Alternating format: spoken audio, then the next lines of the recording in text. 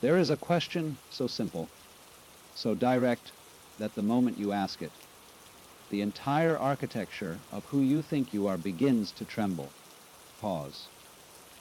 And in that trembling, something truer emerges. You've been building yourself for years, stone by stone, achievement by achievement, opinion by opinion. You've collected titles, roles, beliefs, preferences like a traveler gathering souvenirs from a journey they can barely remember starting. I am ambitious. I am kind. I am wounded. I am successful. I am not enough. Each label, a brick in the wall, each story another layer of paint. Until one day, you look in the mirror and realize you're not sure who's looking back. Because somewhere beneath all that construction, there's a silence you've been avoiding, a stillness you've been running from. And the running itself has become your identity. You define yourself by your struggles, your traumas, your victories. The narrative you've rehearsed so many times it feels like truth. But here's what no one tells you. The self you defend so fiercely is not the self you are. It's the self you've imagined into existence. A character in a story you've been telling since childhood. A character that must constantly prove itself, protect itself, improve itself, because deep down it knows it's made of thought. And thought is fragile. It needs agreement, validation, evidence. It needs the world to confirm that yes, you are who you say you are. But what happens when the world stops cooperating? What happens when success doesn't feel like you thought it would? When love doesn't complete you the way the movies promised? When all your achievements sit there like beautiful furniture in an empty house? You feel the tremor again. That quiet, uncomfortable question rising from somewhere deeper than your mind. Who am I when I'm not performing? Most people push it away. They turn up the volume on their lives' more goals, more distractions, more noise, anything to drown out that whisper. Because to truly hear it would mean confronting something terrifying. You might not be who you think you are, and if you're not that person, then who have you been all this time? The false self is not evil. It's not wrong. It's simply constructed. Like a costume you put on so long ago, you forgot you were wearing it. The mystics have known this for centuries. The Sufis called it nafs, the ego, self that believes it is separate, that must defend and define itself against the world. The Zen masters spoke of it as the small self, the one that clings, that grasps, that suffers because it believes its thoughts are truth. Even modern psychology has circled this ancient wisdom. We are not our personalities. We are not our past. We are not even our trauma, though we wear it like armor. We are something prior to all that. But you can't think your way to this realization, because thinking is what builds the false self in the first place. Every thought you have about yourself is another brushstroke on the portrait of who you believe you are. And the more you paint, the more solid it seems, until you ask the one question that dissolves the entire canvas. Not a complicated question, not a philosophical riddle, just a simple, honest inquiry that cuts through every layer of pretense. Who am I without my story? Not who do I want to be? Not who should I be? But who am I when I strip away every narrative, every label, every identity I've clung to? When I'm not the successful one or the struggling one? When I'm not the victim or the hero? When I'm not defined by my job, my relationships, my beliefs, my past? Who is here when all of that falls away? This is not a question you answer with words. It's a question you sit with. You let it work on you, like water wearing down stone, slowly, patiently. Because the false self cannot survive this question. It will fight. Oh, it will fight beautifully. It will offer you better stories, more compelling identities. It will say, but I am my kindness. I am my resilience. I am my authenticity. And each time you ask again, am I? Or is that just another costume I've learned to wear? The Sufi poet Rumi understood this. He wrote, "You are not a drop in the ocean. You are the entire ocean in a drop." But most of us live as the drop small, separate, afraid of evaporating. We don't realize we're already the ocean. We've just been hypnotized by our own reflection. Here's what begins to happen when you sit with this question long enough. The stories start to lose their grip. Not all at once, not dramatically, but in small moments of clarity, brief glimpses where you recognize, I am not my anxiety. I am aware of my anxiety. I am not my thoughts. I am the space in which thoughts appear. I am not my past. I am present to my past. This awareness, this witnessing presence, this is closer to who you really are. It has no story. It needs no defense. It simply is. And when you rest as this awareness, even for a moment, something extraordinary happens.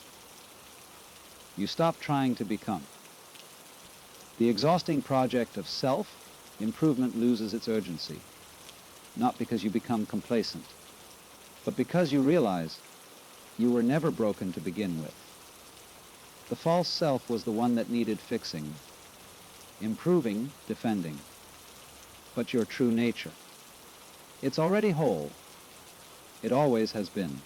The question didn't create this wholeness. It simply revealed what was hidden beneath the layers. You wake up in the morning, and the performance begins.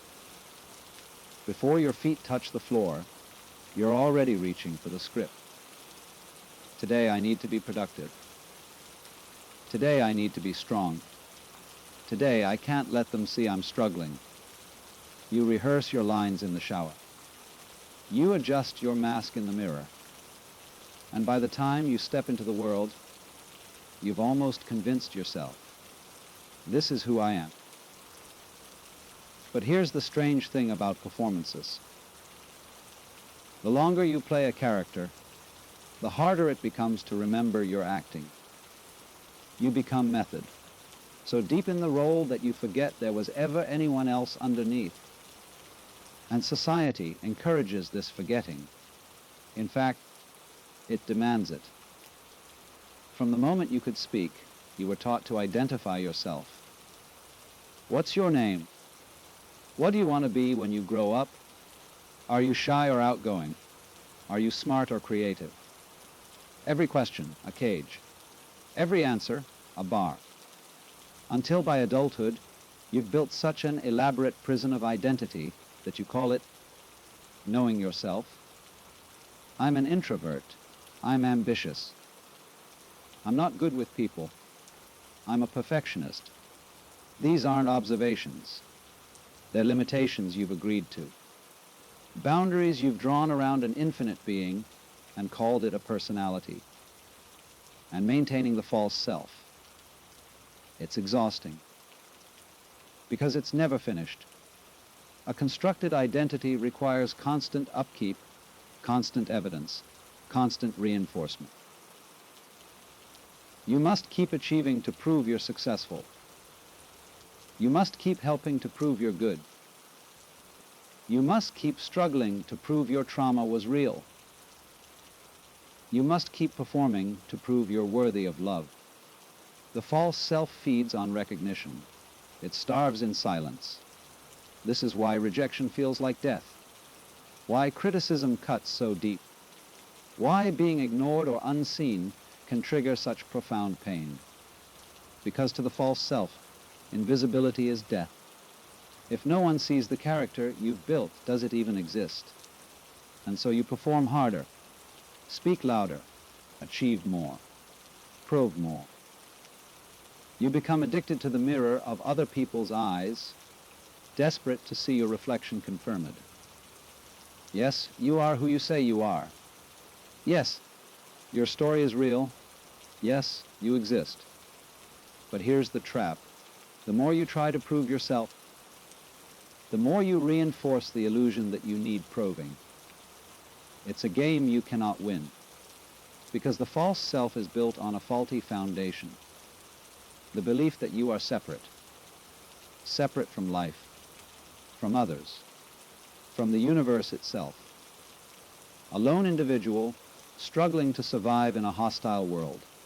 And from that belief, all suffering follows. So we return to the question, who am I without my story?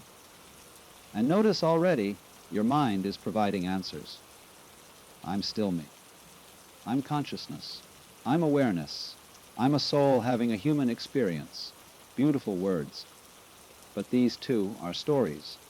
More sophisticated, more spiritual, but stories. The true answer to this question is not conceptual. It's experiential. It's found not in thought, but in the gap between thoughts. Not in doing, but in simply being. Try this right now. Stop trying to figure out who you are. Stop searching for an answer. Just notice that you are here, aware, present. Not as a thing or a person or a story, but as pure presence itself. This presence doesn't need a name. It doesn't need a history or a future. It doesn't need to be understood or validated or improved. It simply is. And it's been here all along, beneath every role you've played, behind every mask you've worn, prior to every story you've told. This is what remains when the false self dissolves. Not emptiness, but presence. Vast, open, infinite. Here's the paradox that confuses many seekers. You cannot destroy the false self by fighting it.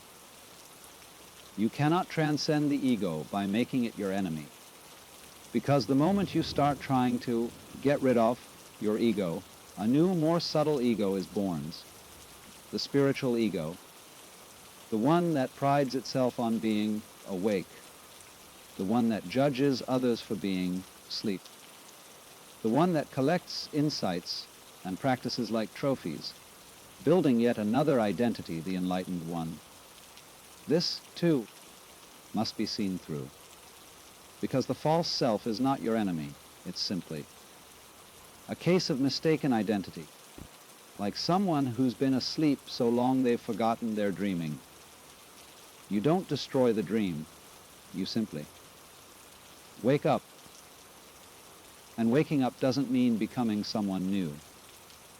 It means recognizing who you've always been beneath the dream. When you stop defending the false self, something softens. The boundaries become porous, the walls less solid. You begin to notice, I am the one hurt, and also the one witnessing the hurt. I am the one thinking, and also the space in which thoughts arise. I am the character in the story, and also the one reading it. This witnessing awareness, this is your true nature. It doesn't take sides. It doesn't judge or resist. It simply sees. And in that seeing, everything changes, not because you've become different, but because you've stopped pretending to be someone you're not. The exhaustion lifts. The performance ends. And what remains is simpler, quieter, truer than anything you could construct. Just this moment, just this breath, just being, no story needed. There's a moment that comes for everyone who asks this question seriously. A moment when the ground beneath you starts to disappear. Not literally, of course, but psychologically, existentially. Everything you thought was solid, your beliefs, your values, Your sense of self suddenly feels like smoke, like you've been building a life on quicksand, and now, for the first time, you're feeling yourself sink. This is terrifying, because the false self is your ground. It's the floor you've been standing on your entire life. Every decision you've made, every relationship you've built, every goal you've pursued, all of it was based on the assumption, I know who I am. But what if you don't? What if everything you've called you is just conditioning? Patterns inherited from your parents, reactions learned in childhood, masks adopted to survive, stories you've repeated until they felt like truth. When you see this, really see it, there's a kind of grief that follows. A mourning for the person you thought you were. The spiritual path doesn't often talk about this grief. It speaks of liberation, awakening, freedom, but rarely does it mention the loss of certainty, the loss of identity, the loss of the comfortable lie. Because even a cage, if you've lived in it long enough, starts to feel like home. And when the false self begins to dissolve, there's a space, a void, an uncomfortable emptiness where your identity used to be. You're no longer the person you were. But you're not yet. Whoever comes next, you're in between. And the in-between is where most people turn back. They panic. They reach for the old stories. They rebuild the walls faster and higher than before. Because emptiness feels like death. And in a way it is. It's the death of the illusory self, but not the death of you, because your true nature cannot die. It has never been born. It is the deathless awareness that watches births and deaths come and go like seasons. But the false self doesn't know this, so it fights, it screams. It creates crisis after crisis to prove it still exists. See, I'm still here, I'm still suffering, therefore I am. This is why spiritual awakening is often described as a dark night. Not because something is wrong, but because the light is revealing what was always in shadow, the emptiness at the core of your constructed self. And you have to be willing to sit in that emptiness without filling it, without fixing it, without running back to the familiar prison of your old identity. You have to let the void be. Here's what the mystics discovered dying. The void is not empty. It only appears empty when you're looking for something to hold on to. When you're searching for a new story, a new identity, a new sense of self. But if you can sit in that space without grasping, if you can be with the not knowing, something remarkable happens. The silence begins to speak, not with words, not with concepts, but with a presence so vast, so intimate, so obvious that you wonder how you ever missed it. You realize, I am not in the void, I am the void. Or more accurately, I am the space in which all experience arises. The thoughts come and go, but I remain. The emotions rise and fall, but I remain. The stories appear and dissolve, but I remain. I am the constant.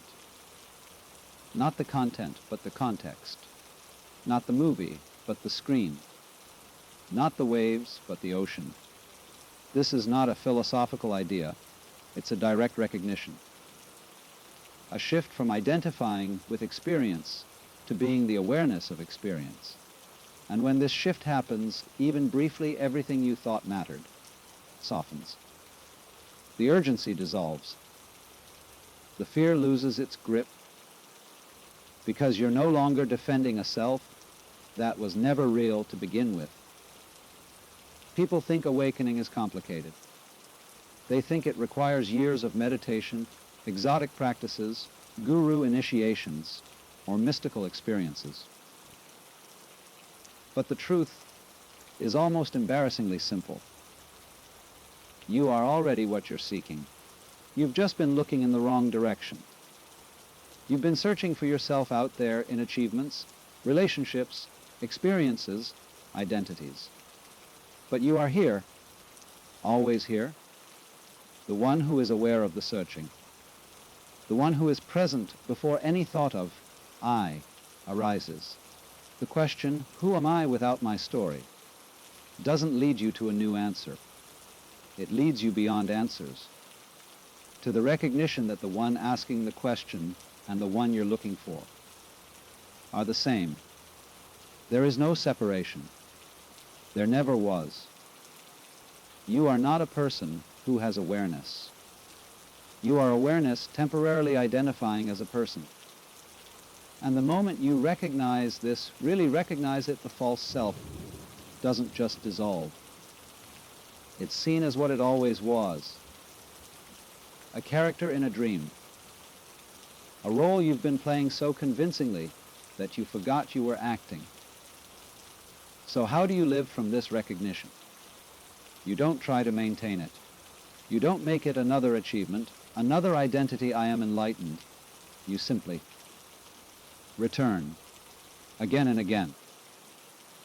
When you notice yourself lost in a story, return. When you notice yourself defending an identity, return. When you notice yourself performing for approval, return. Return to the question, who am I without this story? And rest in the space that opens, not as a practice to become something, but as a remembering of what you've always been. This is not about perfection. The false self will still arise. The old patterns will still play, but you'll recognize them faster. You'll hold them more lightly. And slowly, gradually, the center of gravity shifts from the story to the space, from the character, from the dream to the dreamer. And that shift, quiet, subtle, almost invisible, changes everything. So you've asked the question, you've sat with the discomfort, the void, the unraveling. You've watched the false self dissolve like morning mist. And now you're here, wondering, if I'm not who I thought I was, then what now? This is where many seekers get confused. They expect a grand transformation, a sudden enlightenment where everything becomes clear and perfect. They expect to become someone better, someone transcendent, untouchable, free from all human concerns.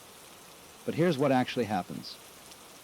You become more ordinary, not in a disappointing way, but in a way that's so simple, so natural, so unspectacular that it's easy to miss. You still have preferences. You still have personality traits. You still have moments of sadness, joy, frustration, peace. The difference is, you're no longer trapped inside them. You no longer believe these experiences define you. You know yourself as the space in which they occur. The sky that holds all weather, but is touched by none of it. This is the paradox that confuses the mind. True freedom is not the freedom to be someone. It's the freedom from being someone. The false self seeks freedom through becoming. When I become successful, I'll be free. When I become enlightened, I'll be free. When I become loved, I'll be free. But these are just new prisons painted to look like liberation. Because any identity, even a spiritual one, is still a limitation. Real freedom comes when you stop trying to be anyone at all.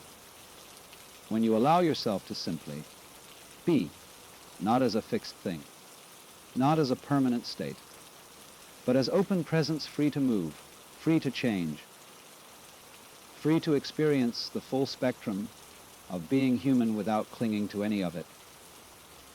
This is what the Taoists meant by wu-wei, effortless action.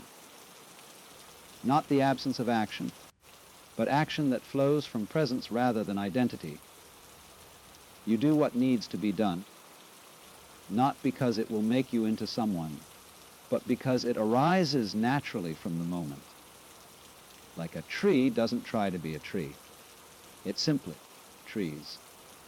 And in that simplicity, there's a perfection that no amount of trying could achieve. The false self creates a center. Me, my life, my story, my problems, my journey. Everything revolves around this central point. And from that center, you navigate the world's eye. How does this affect me? What do people think of me? Am I winning or losing? Am I progressing or regressing? But when the false self dissolves, something strange happens. The center disappears, and you realize it was never needed. Life continues. Actions happen. Choices are made. But they're no longer happening to someone. They're just happening, like breathing. You don't breathe as a separate self trying to get oxygen. Breathing just occurs. And when you live from this centerless awareness, there's a quality that emerges. Lightness. Not superficial happiness, but a fundamental ease with existence. Because you're no longer carrying the weight of being someone. You're no longer defending, protecting, proving, or improving a self that was only ever imagined. Now, here's what's beautiful. When you're no longer trapped in the false self, you don't disappear from the world. You return to it more fully, more freely, more authentically. Because now you can engage without the filter of identity. You can love without needing the other person to complete your story. You can work without needing success to validate your worth. You can create without needing recognition to prove you exist. You can fail without it meaning anything about who you are. You can succeed without it inflating a self that needs defending. You simply participate in the great dance of life, not as a separate dancer trying to get the steps right, but as the dancing itself. So the question, who am I without my story, is not meant to be answered once and forgotten. It's a doorway you walk through again and again, a returning, a remembering, every time you notice yourself caught in a story. I'm not good enough. They don't respect me. I need to prove myself. I should be further along. You can pause and ask ye, who am I without this story? And in that pause, the story loses its power, not because you've replaced it with a better story, but because you've stepped back into the awareness that holds all stories without being defined by any of them.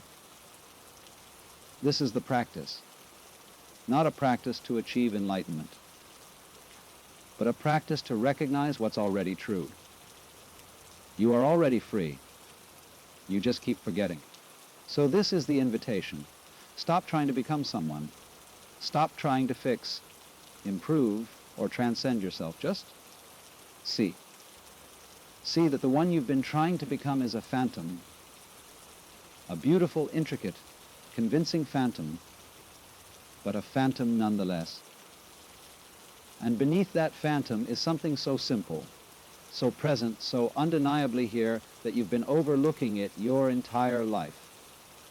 You, not the you with a story, not the you with a past and a future, but the you that exists in this moment before any thought of I arises. The you that is reading these words right now, the you that is aware of being aware. This you needs nothing. It is already whole. It is already home. It has never left. There's a Zen saying, before enlightenment, chop wood, carry water. After enlightenment, chop wood, carry water. Nothing changes, and everything changes. The wood is still wood. The water is still water. But the one chopping and carrying, they've disappeared. And in that disappearance, they've finally found themselves. Pause. Breathe. And notice, you are here. You have always been here. and that's enough.